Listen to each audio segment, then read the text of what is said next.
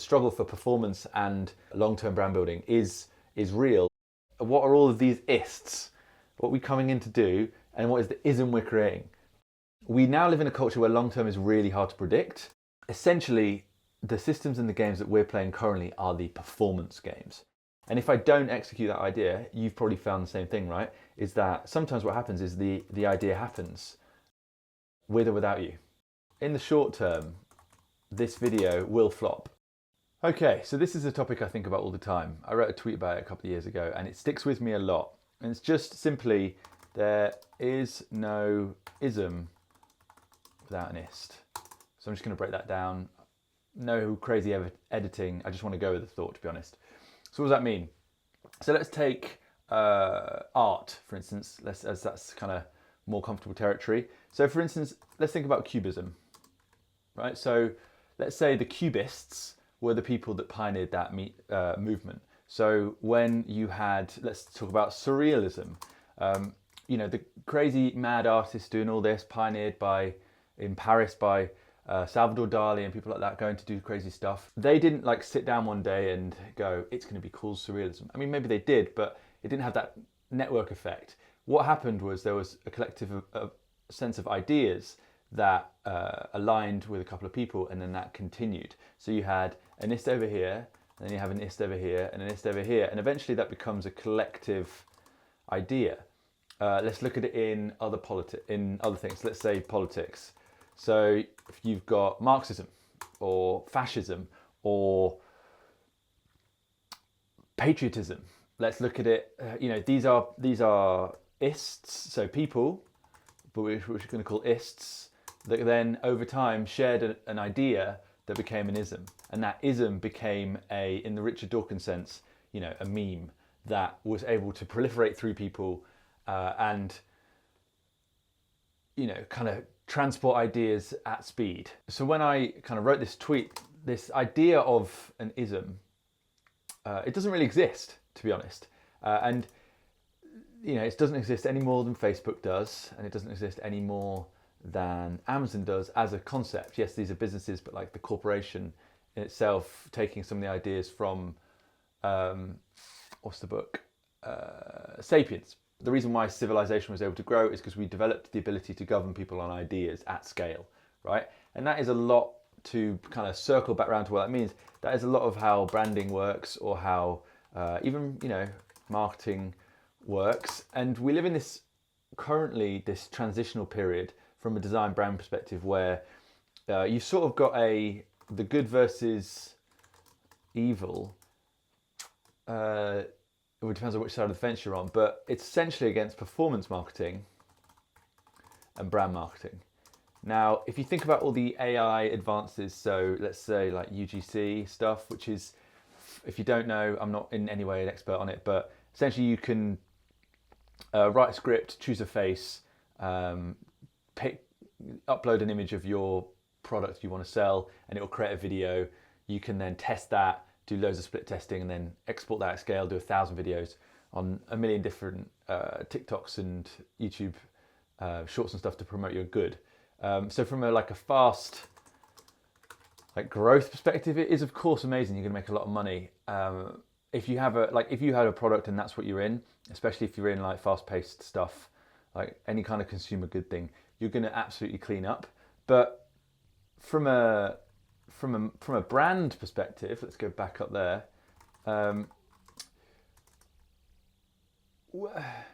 The ist, also the people in the room are the marketeers and the AI creators. They're the AI guys. They're the software engineers. They're the people building the product. The people that are creating wrapping AI models to create agents. And all those things, there's nothing wrong with those things. I don't have a problem with anything. I interact with AI stuff all the time. But if you think about what the short term and the long term, we now live in a culture where long term is really hard to predict. So when long term is at an all-time uncertainty, what we tend to do is focus on what is right in front of us, which would be short term thinking, which is counterintuitive when you talk about brand building. Back in the day when everything was a little bit slower, everything was a little bit more affordable, and the life and pace was a bit different, and maybe graphic design and art and design connecting the art with the business world had a little bit more gatekeeping, not in a bad, maybe in a bad way, but it was more craft, right? It was less accessible. You had to study it, and people had to, like an engineer, right? Like you had to go away and you had to be good at something. There wasn't maybe the vibe nature or the generative nature of it. And I'm not saying it's bad.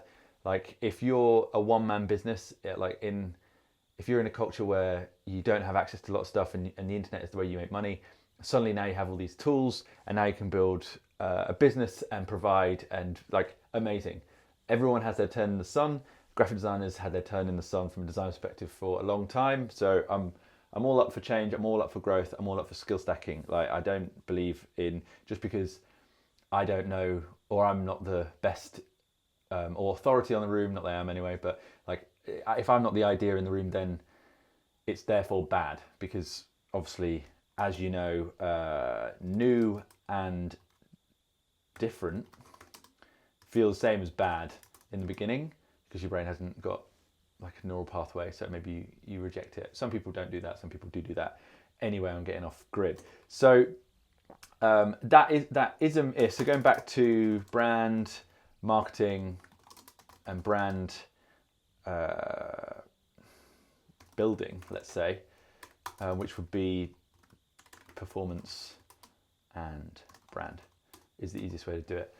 Like they do have different playbooks, but because maybe the fear and uncertainty of the market, it means you have to change. So, which made me think, right? Okay, so the ists, all these people that are doing this, we're all looking at each other and then being like, okay, so I'm going to do this, I'm going to do that, I'm going to do. You're going to do that. You're doing this. We're all doing this ist, which is creating the ism, which is maybe, you know, it's a bit hyper. Would it be hyper-normalization? Adam Curtis, sorry. Adam Curtis did a doc, I think it's on BBC iPlayer if you're in the UK, called Hyper-normalization. Anything he's made is amazing, but like that'll freak you out. But like hyper-normalization, hyper-processed food, almost, I'm thinking live on Channel 4 here, so bear with me. It's hyper-realism, but then it's not, because I suppose it's manifested. I'm not 100% sure on what that culminates in, maybe because it's still unfolding. But that ism around the sphere of what people are producing is that it's fast-paced, it's now, it's AI, it's not crafted, or like,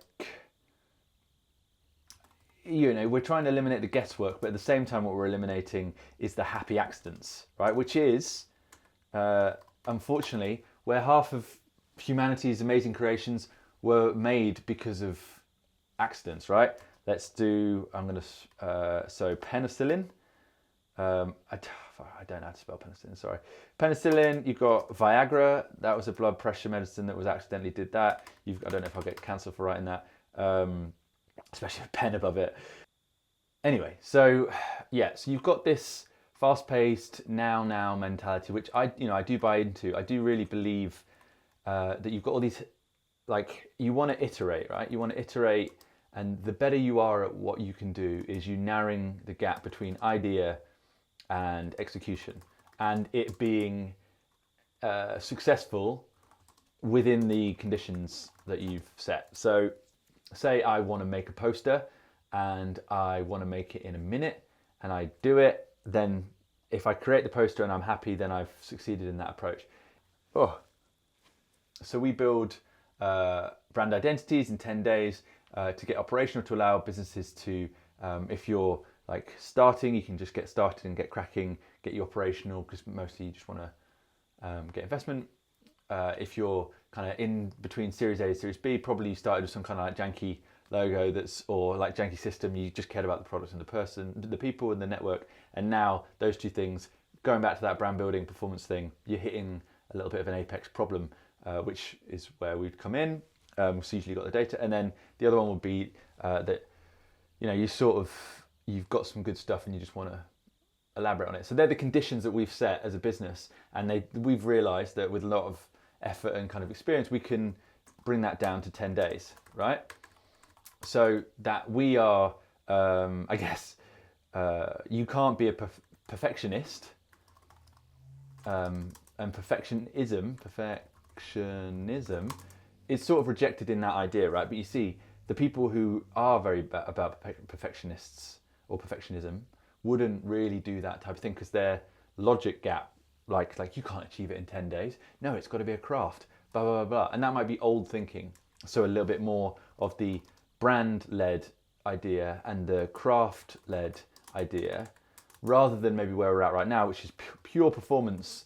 Like everyone is absolutely jacked up to the eyeballs. Everyone's going for it, hyper. Everyone's trying to be a kind of person of influence, or not really a guru, but everyone's trying to have a voice, because you have to have a voice now. I mean, I'm doing these videos. Why? Like, not to go too. I'm doing this because it's good exposure to show that we're good at what we do. I really enjoy our job. I really enjoy my career, and I'd like to continue it. And this is a good way to tell people what we do. Maybe we can all learn something together, have a conversation, and then if some of you qualify to work with us, then that can happen. Otherwise, the video exists anyway, and I've learned to articulate my thoughts better. So everyone's a winner, maybe. But this idea of the ism and this ist, you have these ideas that percolate, right? The problem is, maybe previously, if you let's think from like a creative space, or I don't want to go political, but like the same thing applies. But let's just say, so Picasso starts painting in a certain way, right? He's trying to get the essence of a thing. Why is my spell checker? Essence of a thing. Wow, sorry everybody. He's trying to get kind of the different perspectives, but in the same thing. And then you get the blue period after he breaks up with his girlfriend, the red period when he's in love, all those kind of things, displaying different emotions, sharp, trying to capture that kind of idea. We've all seen the bull. It's probably in every founder or CEO's bedroom. Those ideas were then proliferated. He was going and painting with people, hanging out in Paris, he was meeting people, and people started to play with that. Usually an idea comes in, I wrote this thing a long time ago, that we're all in the same river, like we're all swimming in the same soup, but some of us are just further down. But usually what you'll see is like an idea will pop into reality in the, almost like if you go fishing for ideas, it's in that slurry of soup and stuff. Maybe I'll be like, oh, I've come up with that idea. And if I don't execute that idea, you've probably found the same thing, right? Is that sometimes what happens is the idea happens with or without you. And some ideas, caps lock. I think some ideas are meant to come at the time they come.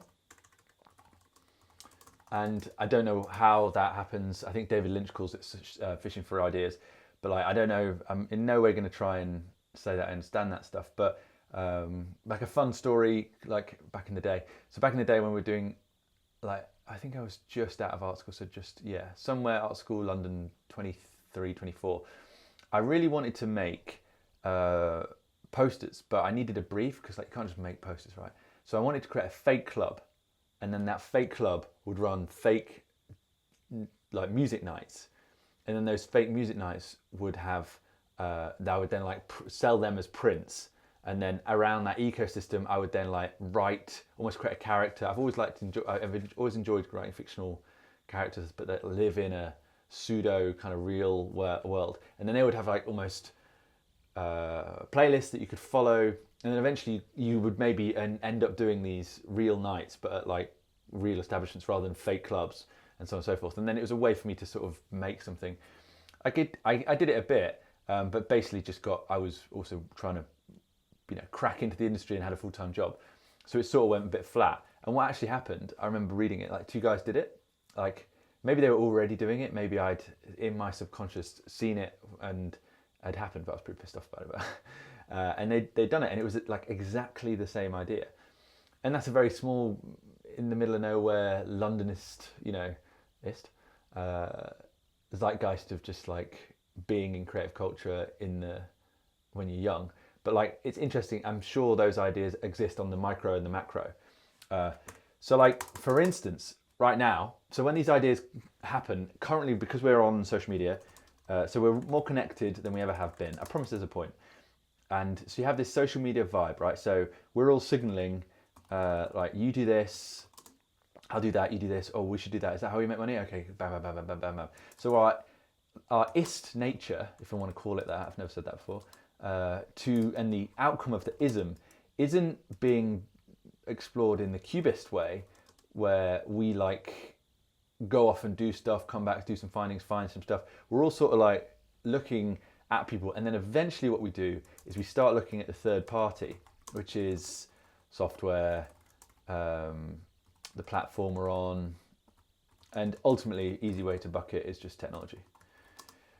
And there's nothing wrong with that. It's not. I'm not saying that there's some kind of. I'm not anti-ethical or unethical tech or whatever the things are. Like, I've worked on computers.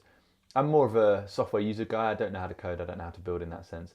Maybe now that can change because of the vibe coding renaissance, essentially. But I'm too busy at the moment to really handle long term on that. But you have this third party thing that is almost now with the algos as well. So the algorithm is telling you what it wants and what it doesn't want, and then what it wants, and then you're almost being like, say, I imagine about 10 people will watch this video for about 4 minutes, and no one is probably watching currently at this point.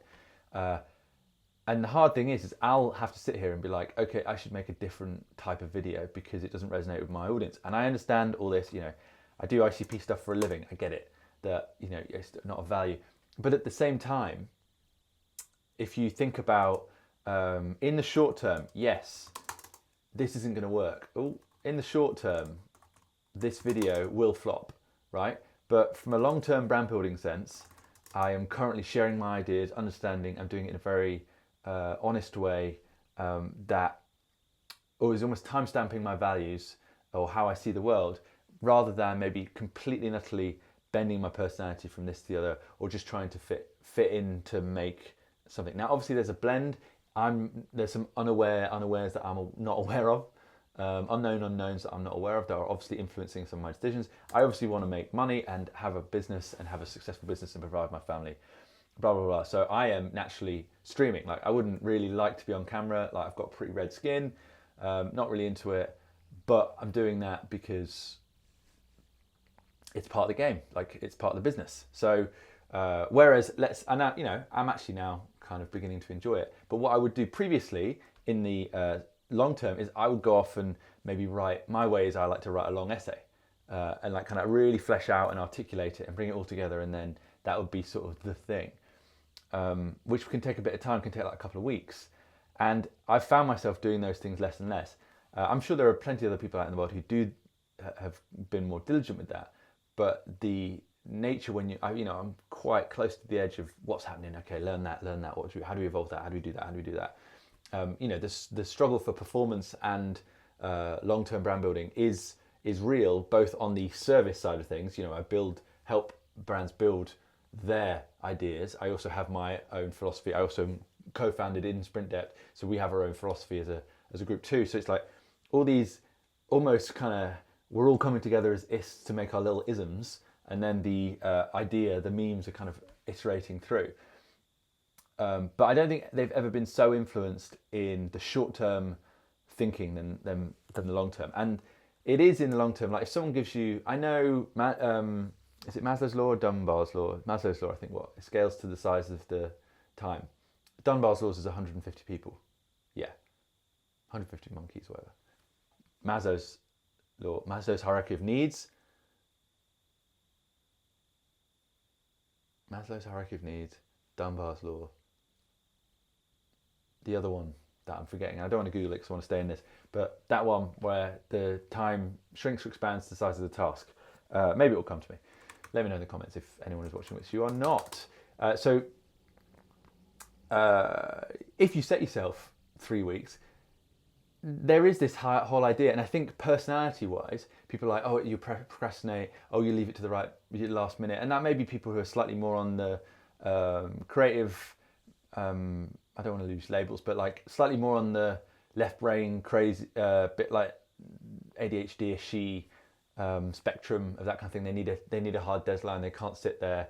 they have to go all in, hyper-focused guys and then out. And I attest to that a lot.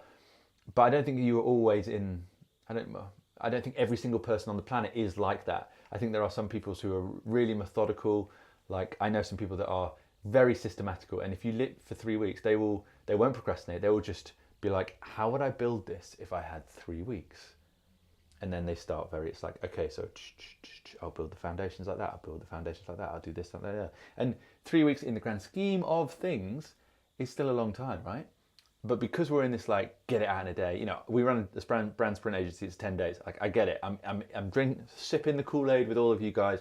I'm in it because the reason for that, like that is a symptom of the world changing incredibly fast and us all going short-term thinking. And I think there's always going to be a dance of that. There's always going to be a balance of that. Now, where it gets tricky, right? Is, as I mentioned, technology. So you have the technology, and then that is the medium, right, that you have to deliver it. Now you read, if you haven't read Neil Postman's Amusing Ourselves to Death, yes, go read that. And that essentially, loads of other people have parroted that the medium is the message. They didn't write that. It came from the 60s. This is like before the fucking internet. The medium is the message. Which was profound back then. Maybe now we're just like, oh yeah, cool, it's words, whatever. But the way in which we view it, the voyeuristic nature of it, like I'll give you an example. Currently in design, there is a couple of guys who've got, and these guys are cool. They're really nice guys. They make really good content. I'm just talking about them. I'm not saying that they're doing good or bad. It's like just not even opinionated. This exists, which I think is relevant essentially. So you'll see a lot of people. I know 3, for instance, female-run agency, and then 2 blokes who do like branding or like identity things, and it's non-verbal, which is great because it means it cuts through cross-culture. Something will happen on the screen, a brief, they'll highlight stuff and they'll make a logo, and they'll draw it up, and they'll draw it, and they'll be top down behind the shoulder, and then they'll deliver the guidelines. And it's a great valuetainment way, and it doesn't detract from the work. It's great, but the medium, the nature of it, it's more of a spectacle. God, I'm so terrible at spelling. I'm sorry. The spectacle of it is really bad. The spectacle of it is more important than the actual thing, almost. Like the branding you're seeing is like, it's good branding, but it's just a logo identity. It's fine, and it's in no way, it's not revolutionary, and not all graphic design has to be revolutionary. It serves a function, they're getting paid for the client. But the thing that is the attractor is the way they've packaged almost their process. And I do think your process is your strongest leverage, especially in this year. And the way they've chosen to do it is kind of in that, it's a little bit, is it sensational? That's probably a bit too harsh. But it is the spectacle. The watching the thing happen is more engaging than if you sat over their shoulder and actually watched them create the brand identity. Like, they've obviously worked it out before they filmed the video, because how would you know to film the things? Like, it's obviously slightly faked. Everything on the internet is slightly packaged, and there's nothing wrong with that. But like, they've got the logo and they've gone, okay, how can I go back? Right, so it's built out of circles, and let's scale this circle, let's zoom in on that thing, let's go over here. Let's highlight that word, let's highlight this word. Like, it's totally cool, but it is the medium is the spectacle of it, rather than actually the nitty-gritty boring design stuff. Like, I'd love to do big boring design breakdowns for days and go really nitty-gritty. Like, I've got an endless supply of mental models that I apply to stuff, but like, I haven't quite worked out how to package it myself, because I don't think people will watch it. Look at me now, I'm ranting my tits off. Anyway, you have the spectacle, right? So now we've got so bringing in design into that, and then with design you also have communication. Famous quote by David Carson, which is, I've said this before, don't mistake legibility for communication. And the reason why, communication, come on Tristan. It's a lovely quote. I'm in the way of it. There we go. It's a lovely quote because just because something is legible, just because something is readable, just because you can see it say 0% sugar and it said, and it's a picture of the thing, and there's a woman holding it, and it shows all the benefits, which would be, it's very legible. What are you really communicating? Which is, when you're generating something, saying like, what's the big ones? Like, generate a McDonald's ad from the 80s. I think I saw that one. Generate me as a Lego man or Simpsons character. I mean, for the one thing, you wouldn't be able to use any of that. The reason why they're so good at prompting those things is because there's an unbelievable amount of content that they've been trained on, so they can do it perfectly. You won't be able to use that in content marketing. You get copyrighted your tits off. Same as and if you're doing any of the Mattel toys, Mattel, any of that kind of stuff, it's not gonna last. But in terms of a fast-paced consumer goods vibes, so you're like, okay, so I've got a perfume, and I've got a hand, and I'm showing the 0% X, Y, Z, and then a headline, and then like something else, and it's all written. It's kind of like that, actually. Like, it's not really designed well. Maybe there is a logo in there, whatever. And then I run it through something to make it move, and then I can split test it. And it probably will result in a shit ton of money. And there is nothing wrong with that. And it's, I understand that. I guess, is it fulfilling in, and maybe, maybe it depends where people are in their career. If they want to make money, sell a product, and then they go on to something bigger, then that's fine. Everyone's done that. We're all on, but are we all in that train? It feels like everyone's maybe being forced to be on the kind of new money, not new money in like the new money or the new way. Alex Hormozi, Cody Sanchez, not sure, can't remember his last name without Googling it. Sorry.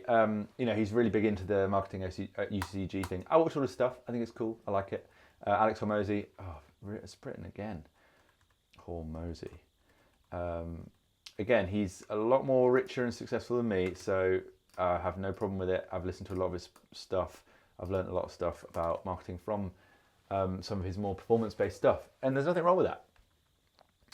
It just isn't the only way, and I'm not saying that they only say that it's that, but it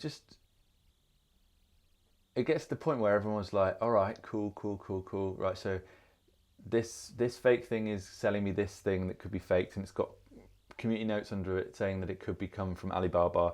Every single person has got this dream to suddenly make an e-com business. Like, you see Simon Squibb stuff in the street, right? He's the what's your dream guy who, cool interviews, done a string of cool interviews, learned a lot from him. Great guy, I assume. And every person on the street he asks, what do you want to do? They say an e-com business, right? I don't know if you've read This Is Strategy by Seth Godin, but in some of his interviews, when he was doing the rounds for that book, he talks about like a lot about systems and games and the games that we're playing and the rules behind that, right?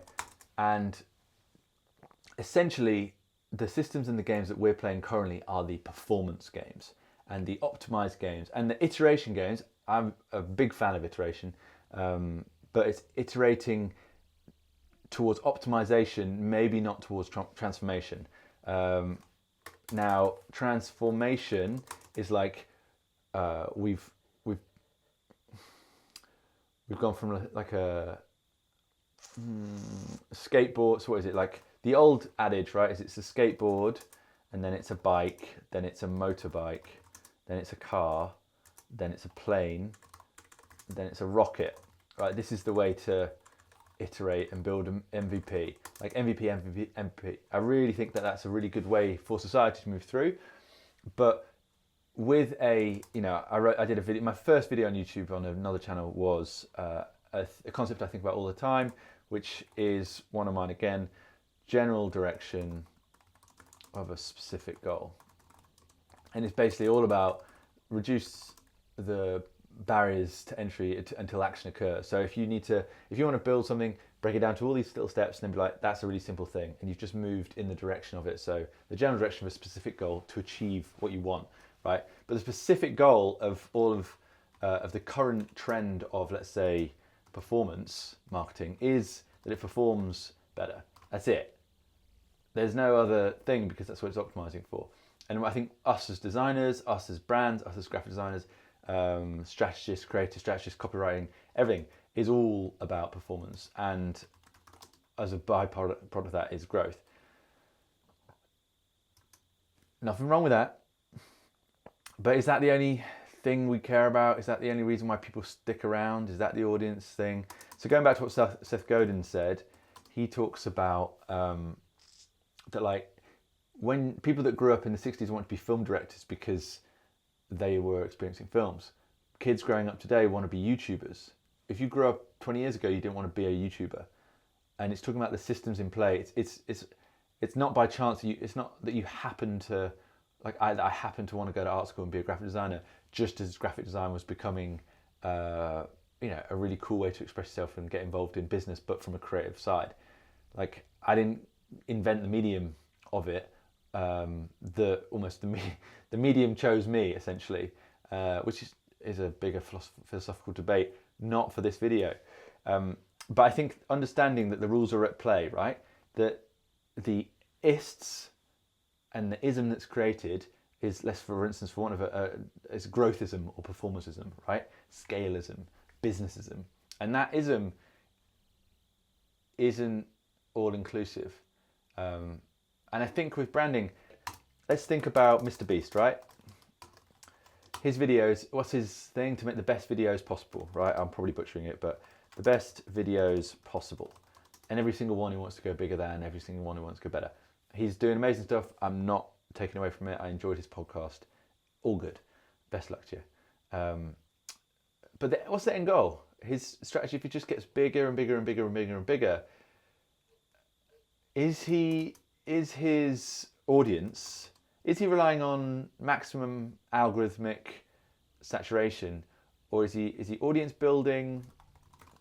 Do people like age out of his ecosystem? I'd like to know. Like, do they come in at age like 9? I don't know, whoever should be on YouTube.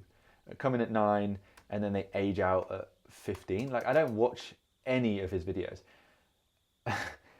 I've not watched this. It's not. I'm sure they are. I've watched a few of them in the past, but like, oh, it's a bit skippy. It's just a bit too much. But I'm in my mid-30s. I'm 35, so it's not positioned to me. But he began at age what? Was he 14 or something? He's now 27, 5, 20. Let's call him 25. Is his content going to evolve with him, or is he going to, like, how's his life going to change? That long-term brand building thing. If he's always making performance on that, the best videos possible. The word best, it's always good to define terms. What does that mean from a business perspective or a strategic perspective? That might mean the best videos I can make and have a happy life. Obviously, it's not that his right now, but like, as that word evolves, the problem with that is going a bit George Orwell. Is the old, if you've read Animal Farm, is if you're not careful, and if you have people around you or whatever, then make the best videos possible can very much evolve to make the best videos that our audience wants, which is then audience capture, or make the best videos that absolutely burn me out and send me to an early grave. Make the best videos that are seen by the most people, or excite the most children, or like blitz the most dopamine in society. And the word best, it's a lot like the 4 legs is better than 2. 4 legs is good, is best, 2 legs is good, or whatever. And then it changes to 2 legs is better than 4. And that's when the pigs start standing up, and then they're doing the deals with the farmers, and then they kind of, the bit where he's like, I looked at the pigs and I looked at the farmers, I couldn't see much difference. I don't know. It's been a long time since I read that book. But if you can see, like, not being like dialed with what are we all doing here? What are all of these ists? What are we coming in to do? And what is the ism we're creating? Because that ism has an impact on society. That is a meta principle, for a wanky phrase. That is a meme. There is in the Richard Dawkins sense of a kind of mind virus there. And ultimately, something's got to give.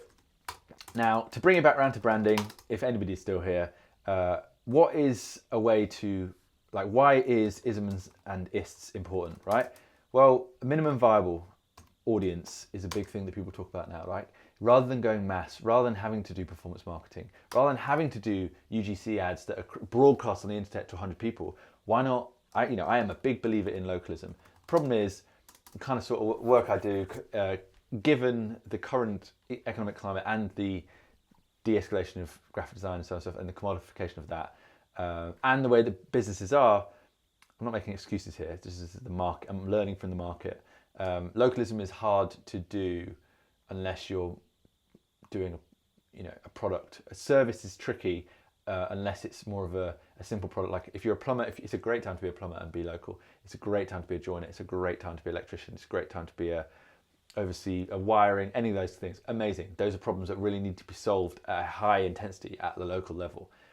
Graphic design, is that a high priority at the local? No. I would probably say cutting grass or pressure washing is a more powerful job. Am I going to quit my job and go and do that? No, business hasn't got that bad yet. Not that that's a bad business, but you'd have to restart again. I prefer to pivot and evolve with the market rather than completely cut it and start again. 0 to 1 is a great idea, but I just had a baby. I'm not done with this. Maybe talk to me in a couple of years, we'll see where we're at. But localism, this idea of localism or this idea of subculture is a really great thing, I believe, for brands to have an edge in 2025. So, and that might look like counterculture. I reckon it will look like IRL, a lot more in-person events, a lot more like retreats, a lot more, it doesn't have to necessarily be yoga retreats. It could be like, workshops or masterminds. Masterminds are really on the rise. But again, these masterminds are very much about performance and bottlenecks of businesses.